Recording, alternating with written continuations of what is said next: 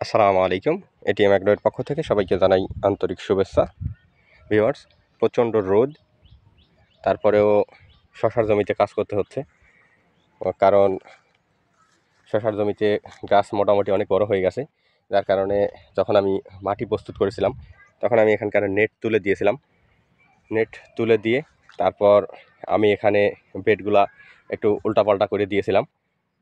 তারপর রাসায়নিক সার এবং জৈব সার ব্যবহার করে মাটি প্রস্তুত করেছিলাম, যার কারণে নেটটা আমার তুলে দেওয়া লাগছিল। এখন এই যে গাছ বড় হয়ে গেছে, এখন নেট ধরে উঠবে। এখন যদি নেট বেঁধে না দিই তাহলে গাছগুলা পড়ে যাওয়ার সম্ভাবনা থাকবে। আর গাছ যদি কোনো কিছু ধরে উঠতে না পারে সেক্ষেত্রে দেখা যায় গাছের গ্রোথটা দ্রুত বৃদ্ধি পায় না, যার কারণে নেটটা বেঁধে দিচ্ছি। হয়তো বা 2-1 দিনের মধ্যেই দেখা যাবে যে নেটটা ধরে ফেলবে গাছে, যার কারণে গাছ খুব দ্রুত বৃদ্ধি হবে। আর গাছের গ্রোথ মাশাআল্লাহ অনেক ভালো। আপনাদের দেখাই গাছ কী পরিমাণে মোটা হয়েছে। গাছ রোপণ করেছিলাম আমি গত মাসের 18 তারিখে, আজকে 5 তারিখ, 17 দিন বয়স। গাছের গ্রোথ মাশাআল্লাহ অনেক ভালো, আর গাছ প্রচুর পরিমাণে মোটা হয়েছে।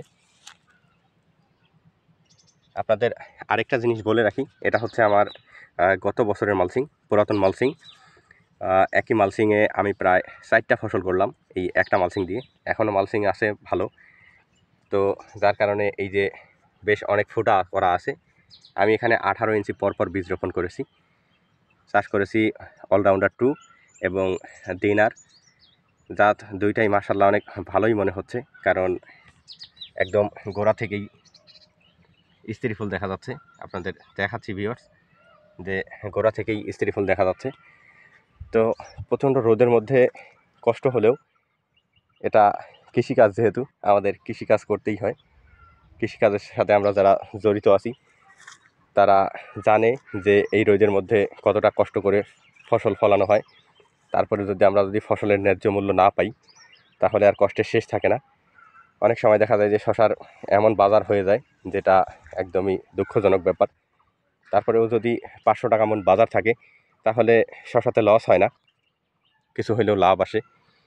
যার কারণে আমি মনে করি যে শশার বাজার 500 টাকার উপরেই থাকা উচিত, যাতে আমরা কৃষকরা কিছু হলেও লাভ করতে পারি।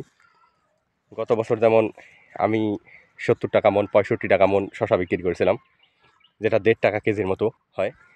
তো এরকম পরিস্থিতি হইলে কৃষকের আর কষ্টের শেষ থাকে না। এত রোদের মধ্যে কাজ করার পরেও যদি ন্যায্য মূল্য না পাই, তবে এবার কোরবানিতে মনে হচ্ছে ভালো একটা বাজার পাওয়া যাবে বলে আশা করি। আশায় তো কৃষক বাঁচে, আশা নিয়েই আমরা বেঁচে থাকি। তো যেহেতু কোরবানি সামনে, ভালো একটা বাজার পাওয়া যাবে বলে আশা করতেছি, এই আশা নিয়েই কাজ করতেছি। আপনারা যারা অনেক শশা চাষ করেছেন, আমি এখানে অল্প পরিমাণে চাষ করেছি, তাতেই এই পরিস্থিতি। আপনারা যারা প্রচুর পরিমাণে অনেক জমিতে শশার বড় প্রজেক্ট করেছেন কোরবানি টার্গেট করে, তাদের শশার প্রজেক্টের কী পরিস্থিতি অবশ্যই কমেন্টে জানাবেন। আসসালামু আলাইকুম ওয়া রাহমাতুল্লাহ।